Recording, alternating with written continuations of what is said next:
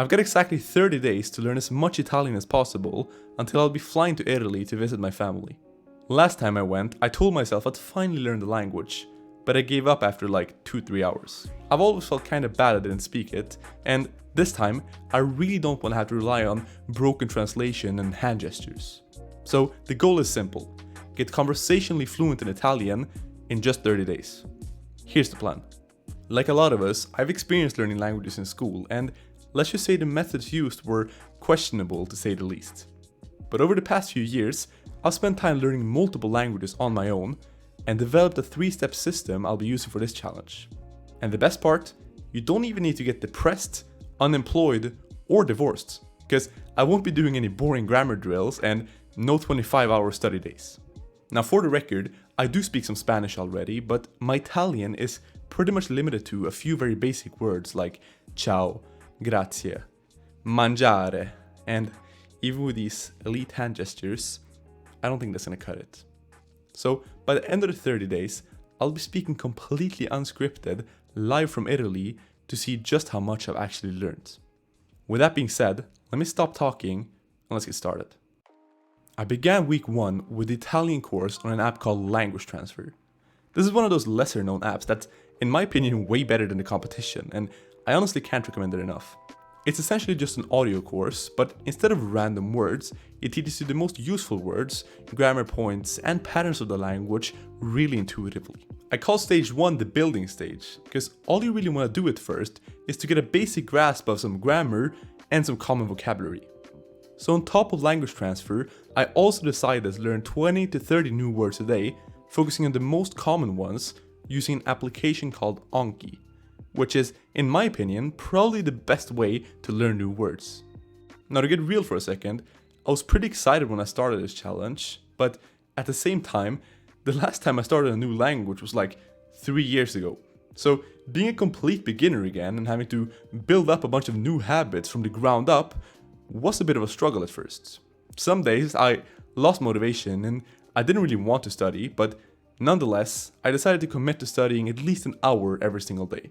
And the first week ended up looking pretty much the same every single day. I learned words with Anki, and then I listened to the language transfer course at home, when walking around, working out, and basically whenever I had a pair of headphones near.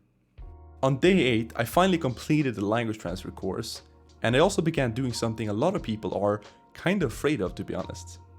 Moving into stage 2, I actually completely quit studying any grammar, and I just focused on immersing myself in the language, trying to notice words and patterns in context instead.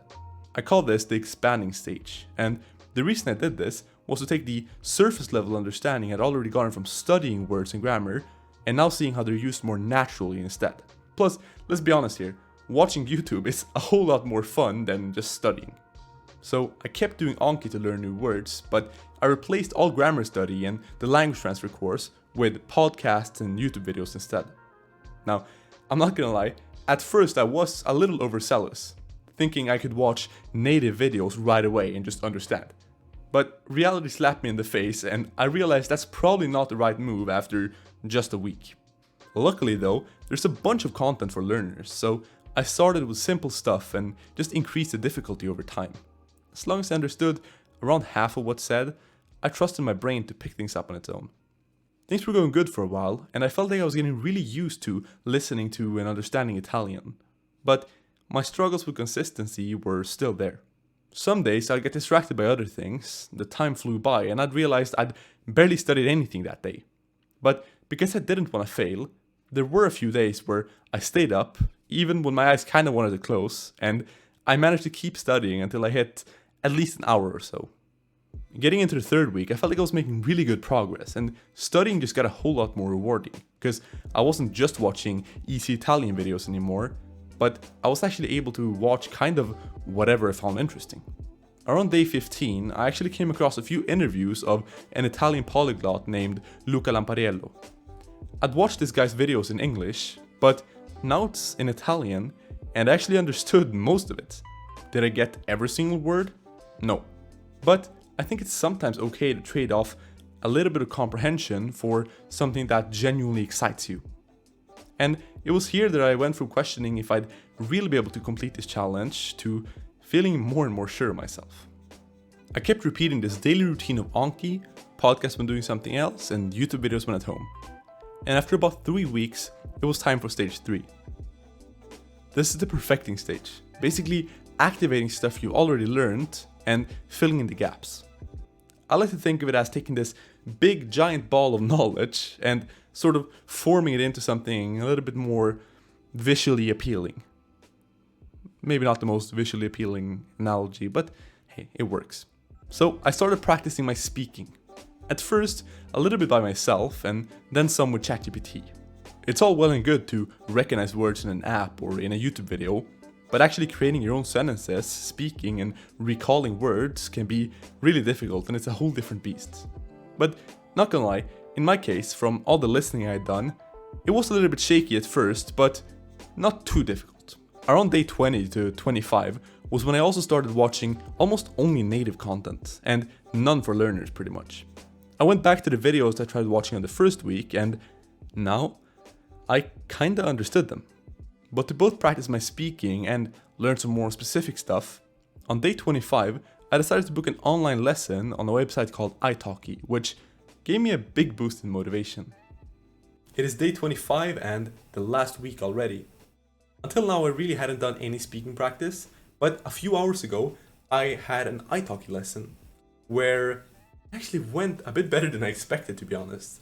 I made a few mistakes, of course, it's only been 25 days, but I survived, and the teacher actually called me a studente avanzato, which translates to advanced student. And so yeah, he said I was around the level B1, which is in 25 days pretty solid, so I'll take that. Hopefully I'll be good enough by the time I arrive in Italy. It is now Sunday evening and I'll be there on Friday. So see you guys in Italy.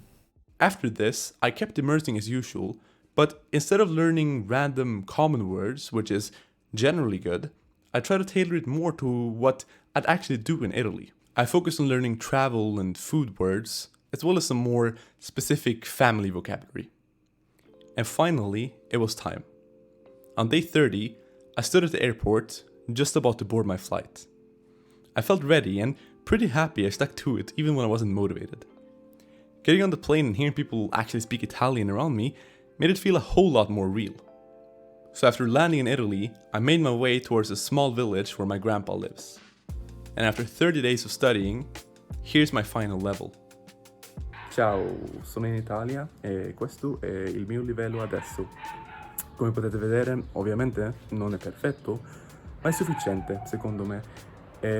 Sì, la sfida è finita e sono contento perché io credo che in solo 30 giorni in realtà non puoi raggiungere un livello così alto, però se può comunicare, sì, io posso survive, non so come si dice, sì, ma sì, io credo che questa sfida dimostra che sì, infatti tu puoi imparare una lingua senza studiare per anni, per non so, 1 anno, o 2 anni, 3 anni, ma ovviamente non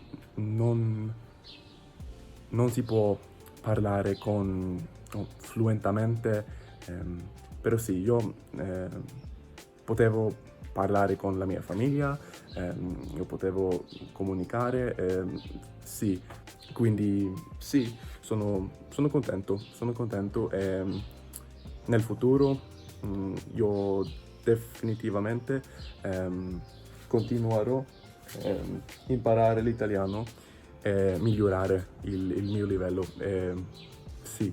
Would I say I got fluent? Honestly, no. I really don't think it's possible to in just 30 days. But going from just knowing a few words to being in Italy, reading signs, understanding what's said around me, and talking to my family in Italian, even if I'm not fluent, is a result I'm very, very happy with. Plus, I get a few compliments on my pronunciation, so that's always something. With the right approach, a strong why, and a clear goal, learning a language can be really fun, and it doesn't have to consume your entire life. You might not get fluent, but who really cares? The most important thing is if you can do the things you want to do or not. And I ultimately think that should be the takeaway from this challenge. But if you want to learn a language faster than 99% of people, click the video on screen where I go over the fluency equation and I explain the 4 necessary components of learning any language fast. I'll see you guys there. Thank you for watching, and until next time, keep learning. Ciao.